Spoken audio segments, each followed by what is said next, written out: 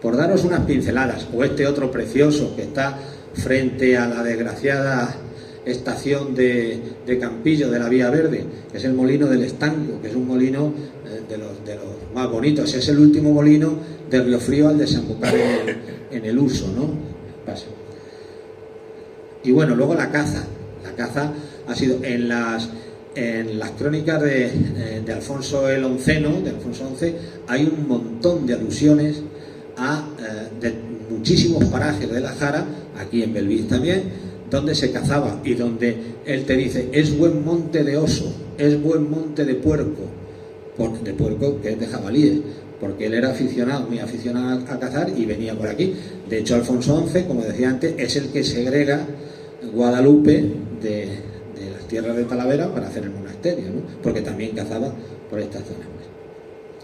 En fin, esa cacería, que además se hacían con unos medios precarios, con un chuzo, como los que tenían los serenos, ¿no? Esto, como cazaban a veces a los jabalíes, no había otra forma, y había a veces que defenderse de ellos, porque era todo esto, el paisaje muy agreste, y claro, no era solo una cuestión de supervivencia en el sentido de comer, sino era también defenderse la vida de un paso.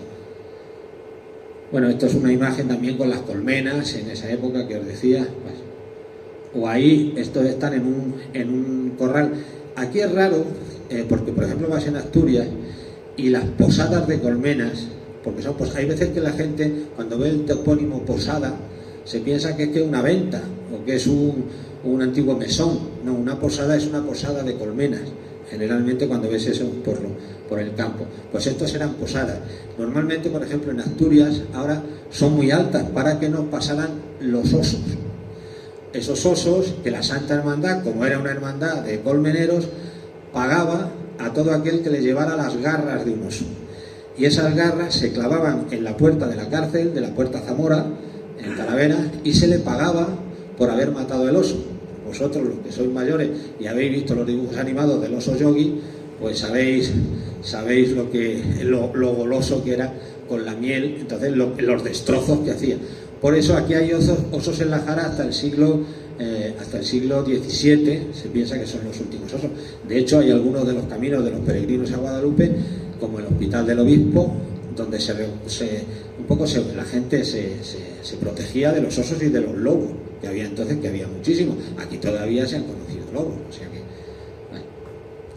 Bueno, y luego, pues eso que os hablaba antes, de la agricultura, de esos arados romanos, de empezar a, imaginaros, las rozas, a rozar el monte, a quemar el monte. A veces era quemando, a veces simplemente era sacándolo con el azadón, ¿no? Entonces, por ejemplo, aquí hay yo no sé si está en vuestro término de Caudete, ahí cerca del Jévalo, que se llama Rozas Viejas.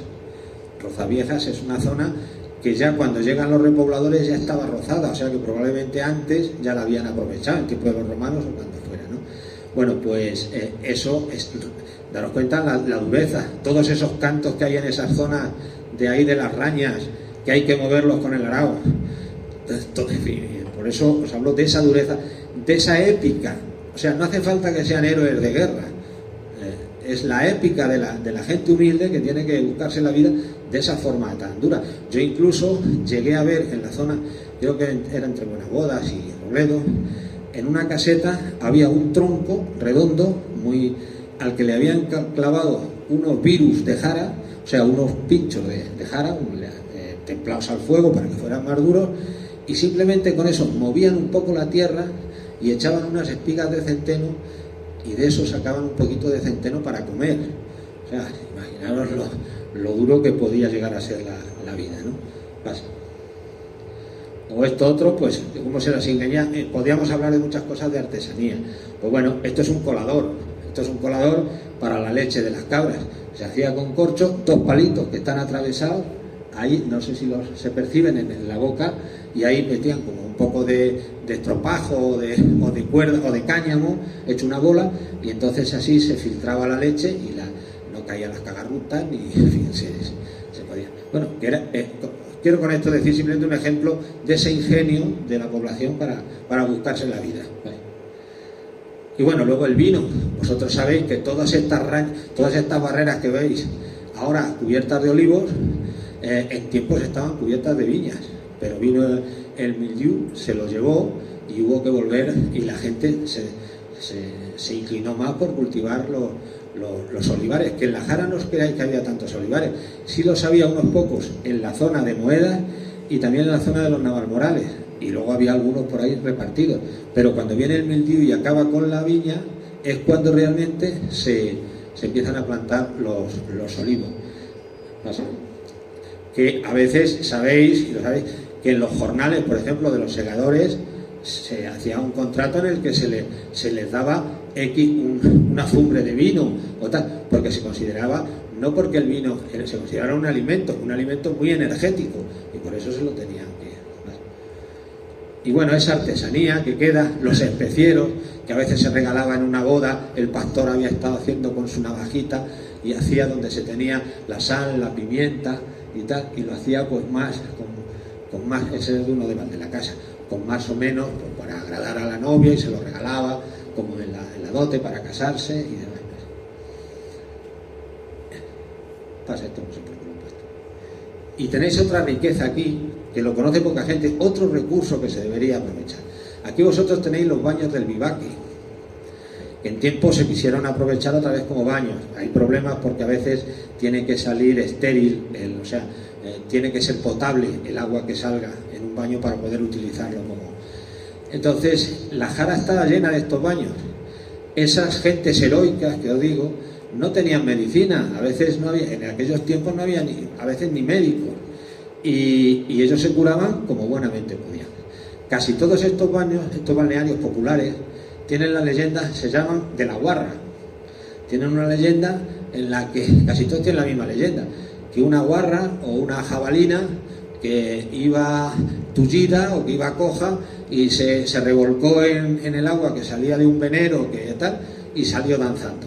Y entonces ya se llaman, casi siempre tienen un nombre de la Guarra, y luego de la Retortilla, que son los que están en la Vía Verde, que es una pena que se hayan perdido, que son estos. Ese es el palomar de los baños de la Retortilla. ¿Por qué?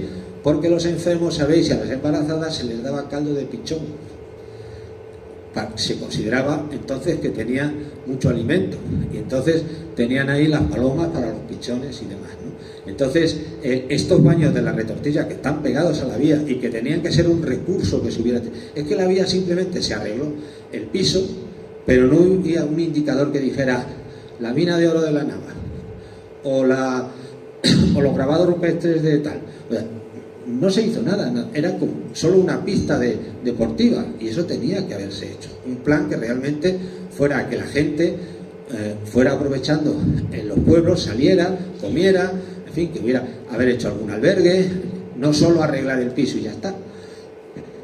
Porque eso venían los 3.000 corredores estos de Talajara, se los recorrían, se volvían a Talavera o a Madrid y ya está, y eso no sirve para nada. Entonces, bueno, eso es de los baños del Vivaque, que creo que lo han modificado, pero lo bonito hubiera sido dejarlo así, porque esto es el antiguo baño. Yo me bañé y la verdad sentí cierto, una vez cuando funcionaba, y había cierto bienestar. Y un amigo mío que vino, que andaba mucho con legajos y papeles, aquí en los baños del Vivaque, tenía siempre un eczema, probablemente de tocar esos papeles viejos, y salimos de los baños, los tenía desde hacía años, salimos de allí y a los 2 días se le había quitado y no ha vuelto a tenerlo. O sea que algo tendrá el agua, nunca mejor dicho, algo tendrá el agua cuando la bendice. En Torrecillas yo tenía pacientes que venían aquí a los baños del Vivaque todos los años, no es que se curaran, pero decían que se les aliviaba durante un tiempo. O sea, la gente se busca, y de estos hay muchos. Hay los de los arrumbrales en los Navalucillos, aquí los del Vivaque, hay otros que están en la Nava, hay un montón de baños, casi los que se querían recuperar en Alllanovita, casi todos son de la ferrumbrosa, de la gerumbrosa, de los azumbres, porque casi todos son aguas ferruginosas, son de ese color rojizo amarillento que tienen muchos de ellos.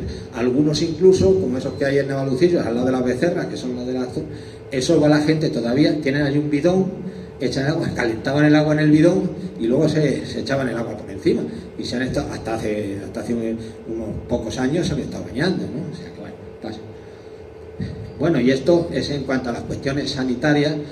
Todo esto de las pandemias pues ha pasado hace muchos años también, ¿no? Entonces veis a la izquierda, es muy curioso, porque yo siempre digo, es muy curioso este cuadro de cerámica, porque habla, es en las herencias, y dice, en los azarosos tiempos del cólera. O sea, estos habían inventado los tiempos del cólera antes que Gabriel García Márquez, ¿eh? Y pusieron esta placa para agradecer que en aquellos tiempos habían podido hacer la casa en las herencias, aunque había cólera y murieron muchísima gente. Aquí en La Jara afectó muchísimo esto pasa, el cólera, bueno. Y luego eso otro, la vida cotidiana, ¿no? El conservar. Los museos etnográficos muchas veces se han convertido en un almacén de trastos, y eso no es un museo etnográfico.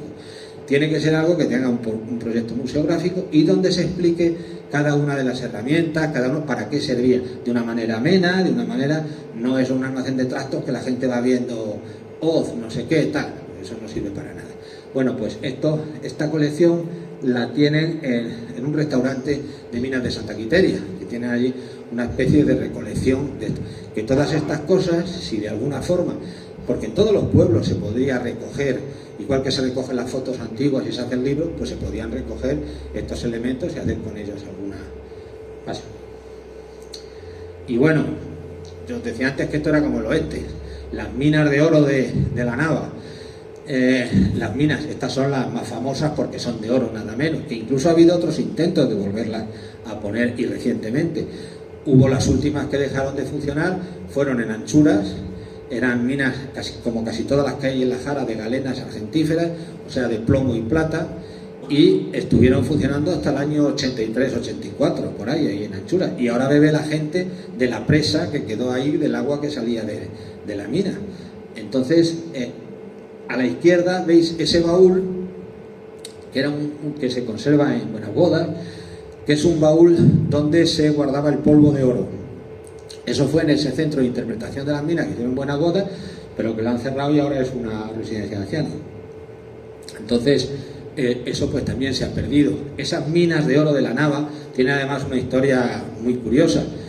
Se piensa que incluso pueden venir desde los romanos, pero en una ocasión, por un tema de concesiones, el rey ordenó en el siglo XVIII, el rey ordenó que fueran a echar de allí a los mineros, porque, en fin, que los hubiera contratado, pues no había pagado al rey, porque las minas siempre eran concesiones reales.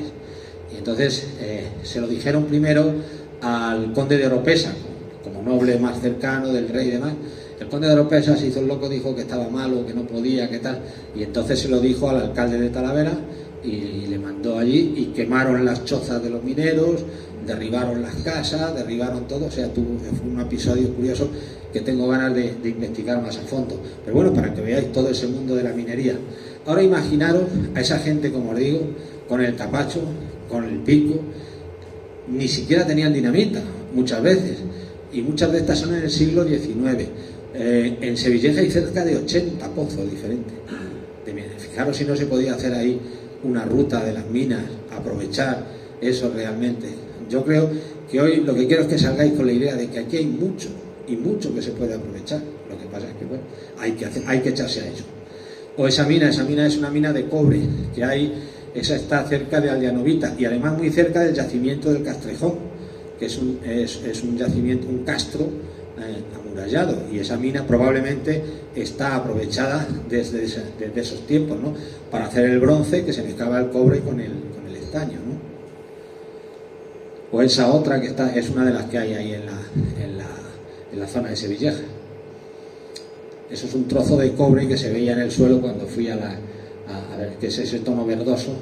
Y claro, la minería conllevaba que tenías que tener también, para procesar ese mineral o ese metal, ese era el antiguo martinete que le derribó el dueño de la finca, el martinete de aquí, y ahora solo queda un poco la parte de abajo.